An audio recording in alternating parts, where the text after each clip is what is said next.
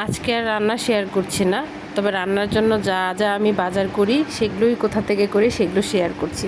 আমার বাসার খুব কাছে এই যে এই ভাইয়াটা, উনি যেই সবজিগুলো নিয়ে আসে এগুলো একটু গ্রাম সাইড থেকে নিয়ে আসে এবং তুলনামূলকভাবে আশেপাশের যে সবজির দোকান রয়েছে সেখান থেকে ওনার কাছে একটু দাম বেশি, মানে উনি একটু বেশি দাম রাখে। অনেকে ওনার কাছ থেকে নেয় যারা এই যে আমার মতো মানে সূচিবাহী কাস্টমার আছে, যে ভালো সবজি না হলে খাওয়া যাবে না এরকম টাইপের আছে। তো ওনার সবজি খুব তাড়াতাড়ি বিক্রি হয়ে যায় সবগুলো।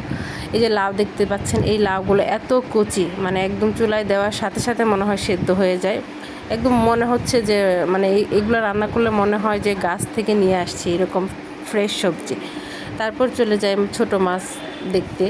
তো এখানে যাওয়ার পর ওরা আমার সাথে মজা করছিল যে আপনি কেন ভিডিও করছেন। আসলে ওরা আমার খুব পরিচিত, তো ওদের সাথে আমার প্রায় দিনই দেখা হয় এবং খুব সম্মান করে। ভালো কোনো মাছ হলে আলাদা করে বলে যে এটা নিয়ে যান, বা ভালো কিছু থাকলে সেটার জন্য অফার করে। তারপর এখানে পেঁয়াজ আলু রসুন এখানে চলে যায়। চাচা আমাকে দেখে বলছিল, এই তোমাকে ওই দিন বললাম না যে পেঁয়াজ নিয়ে যাও, বেশি করে দাম বেড়ে যাবে। তো আমি বলছিলাম যে না চাচা, আসলে স্টক করব কেন, এটা তো রেগুলার বাজারের মধ্যে যা লাগে তা নিলেই হয়। আমিও যদি 10 কেজি 20 কেজি নিয়ে স্টক করে রাখি তাহলে তো এটা একটা সংকট সৃষ্টি করতে পারে। তো চাচা আমার কথা শুনে খুব খুশি হয়েছে, সে আমাকে বলছিল তুমি খুব ভালো ভালো চিন্তা করো। তো এই যে আজকের এই বাজার, এখানে মোটামুটি 500 টাকা প্লাস বাজার ছিল।